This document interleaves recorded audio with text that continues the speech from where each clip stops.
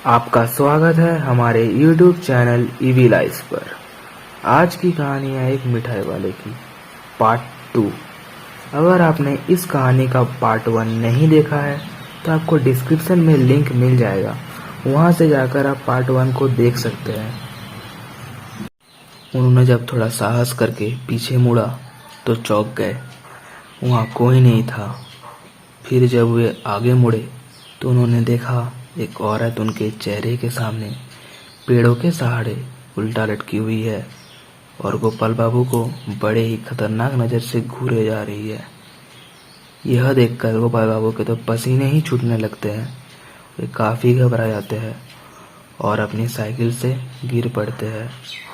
इससे उनको काफ़ी चोट भी लगती है और जब फिर से गोपाल बाबू उस पेड़ की ओर देखते हैं तो वहाँ कोई नहीं होता है। फिर जब गोपाल बाबू अपने दाईं ओर देखते हैं तो वो औरत उनके मुंह के सामने अचानक से आ जाती है। गोपाल बाबू वे तो डर के मारे मुंह से कोई आवाज़ ही नहीं निकल पा रही थी।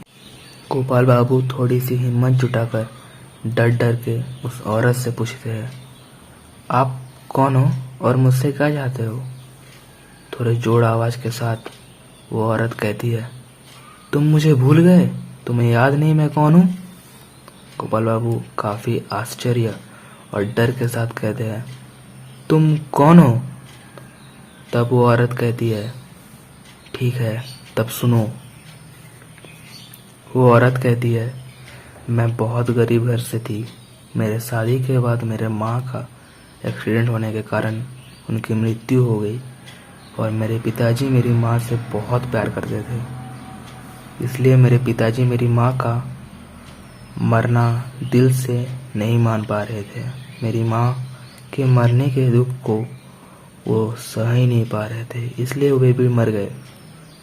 यह घटना मुझे पहले पता ही नहीं थी और जब मुझे यह घटना पता चली मेरे माता पिता और नहीं है, ये जानकर मुझे बहुत दुख हुआ और इससे भी ज़्यादा अफसोस। मैं अपनी माता पिता को अंतिम बार देख भी नहीं पाई।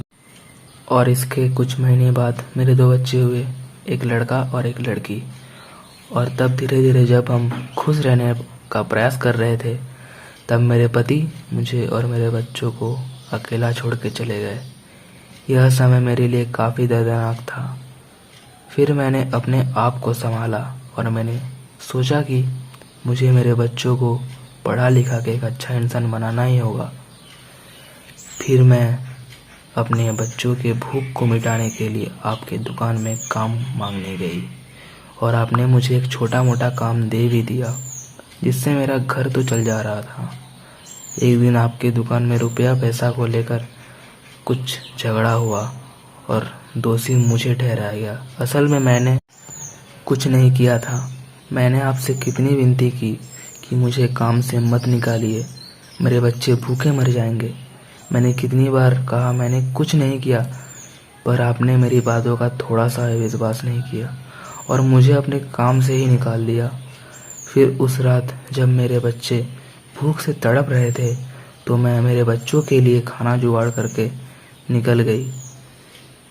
फिर जब मैं अपने बच्चों के लिए थोड़ा खाना जुगाड़ करने जा रही थी और खाना जुगाड़ करके वापस आ रही थी तब कुछ गुंडे मेरा पीछा करने लगे। फिर मैं दौड़ती हुई आपके घर के दरवाजे में आ पहुंची। मैंने आपके दरवाजे को जोर जोर से ठकठकाया, आपका नाम लेके कितना बार पुकारा, आप बाहर आए। मैंने आपसे कहा कि मुझे थोड़ी देर के लिए अपने घर में आश्रय दीजिए।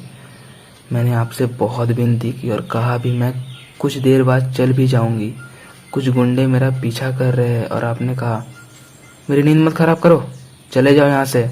यह कह के आप मुझे अपने घर से निकाल दिए। फिर उन गुंडों ने मुझे मार दिया और मेरे बच्चे उस रात भूखे ही रह गए। मुझे तो मर के भी शांति नहीं मिली। वो औरत गोपाल बाबू से कहती है, अब तुम ही कहो तुम्हारे साथ क्या होना चाहिए। ये सुन के गोपाल बाबू घुटनों के बल बैठ जाते हैं और रो रो के कहते हैं, मेरे घर में मेरा एक छोटा सा लड़का है और मेरी पत्नी है। अगर मेरा कुछ हो जाता है तो उनका क्या होगा? ये सुन के वो औरत कहती है, आज तुम्हें अपने बच्चे और अपनी पत्नी की फिक्र है और मेरे जो 2 बच्चे थे उनका क्या? वे तो अभी भी भूख से तड़प रहे होंगे। यह कह के वो औरत रोने लगती है।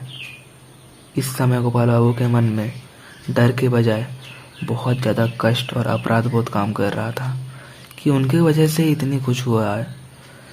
गोपाल बाबू कहते हैं, ठीक है, आज से तुम्हारे दोनों बच्चों का पूरा ख्याल मैं रखूंगा। ये सुन के वो औरत खुशी के साथ कहती है, सच में तुम मेरे बच्चों का ख्याल रखोगे? गोपाल बाबू कहते हैं, हाँ रखूंगा। यह कहकर गोपाल बाबू उन 2 बच्चों को अपने घर ले जाते हैं, उनकी अच्छी तरह से ख्याल रखते हैं। फिर उसके अगले दिन गोपाल बाबू अपने परिवार और उन दोनों बच्चों के साथ नंदिनी का दाह कार्य पूरा करते हैं। ये कहानी आपको कैसी लगी? अगर अच्छी लगी हो तो वीडियो को एक लाइक करें और चैनल को सब्सक्राइब करें ऐसे ही खतरनाक हॉरर वीडियोस।